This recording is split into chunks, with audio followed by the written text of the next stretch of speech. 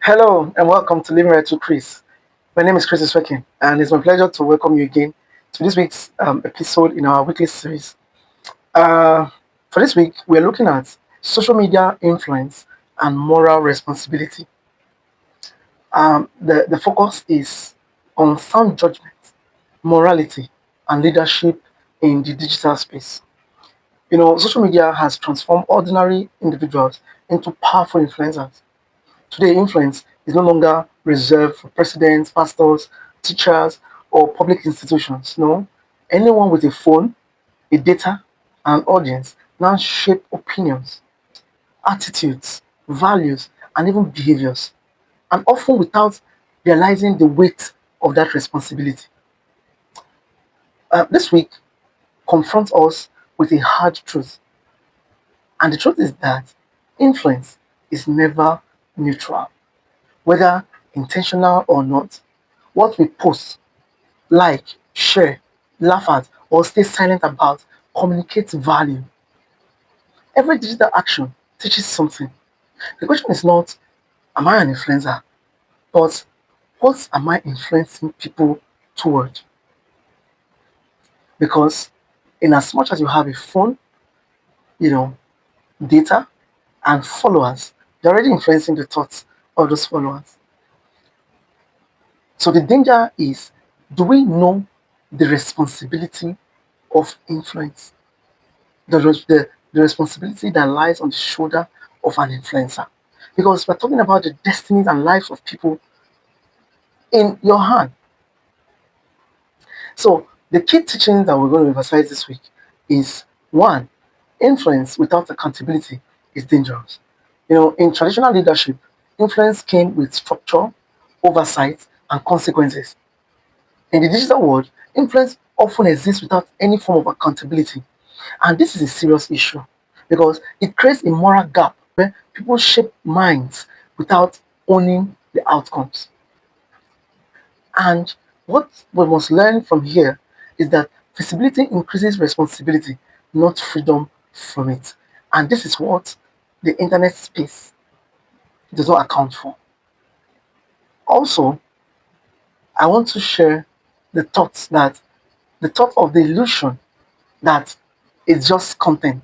No, for many, because they don't understand the responsibility of influence, they say it is just content. No, it is not. Many justify harmful and careless posts by saying it's just content, it's just jokes, we're just cashing cruise, or it's just my opinion. But content shapes culture, and repeated exposure normalizes attitudes, behaviors, and beliefs, especially for younger or less discerning audience.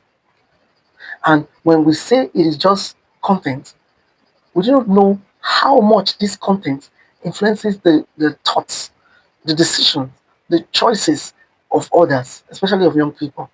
So the lesson we must learn is that repetition turns messages into mindsets. So when these things are seen over and over again, begin to shape the minds of young people. And before long, they begin to believe the lie, the quote unquote content that we say we are creating. So another thought I will share is that silence is often also influence.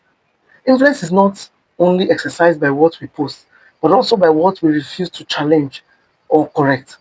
Silence in the face of falsehood, cruelty, or injustice often communicates approval. So silence is consent.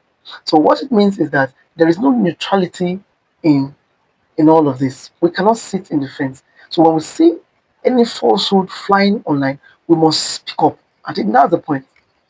The lesson is that neutrality is also a message, and that message is a message of concurrence, that you concur to whatever that is flying around because you refuse to speak again.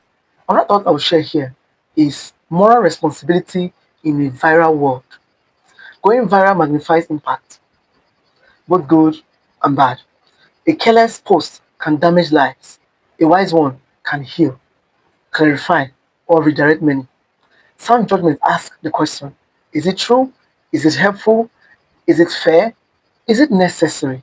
So these questions must come to bear before we can say or make a decision that this content is worth sharing or not. The lesson here is that reach should never outrun character, right? So the fifth thought I want to share is leadership beyond titles. Leadership in the digital age is defined by influence, not position. You lead every time someone learns from you. You're leading that person, right? So anytime someone imitates you or trusts your voice, you're leading. So living right means recognizing that leadership begins with self-governance. That we must first own ourselves accountable or hold ourselves accountable before we can begin to lead other people, because self-governance is the starting point at leadership. And the lesson we must learn here is that if people are watching you, you're already leading. All right. So this week I want us to practice this challenge. Review your last 5 posts or comments that you made. Ask yourself, what values do these communicate to the audience? And also choose one intentional post this week that promotes truth, dignity, and wisdom, and then promote it, share it. All right. I want us to reflect on this. If someone patterned their life after your online presence, where would it lead them to? Think about it. Think about it. Influence is a gift, but unexamined influence becomes a liability. Sound judgment in the digital age means recognizing that every platform is a pulpit. Just like the pastor, we must be careful from about what we say. Every post is a message, and every follower is a responsibility. Living right online is not about perfection, it's about intentionality, integrity, and awareness. I want to thank you for being here today. I want you to like this video, subscribe to this channel if you have not subscribed before, and so you can actually get notified when we drop our videos for the week. I want to thank you for being here, and until next week, it is bye from me. See you. Bye bye.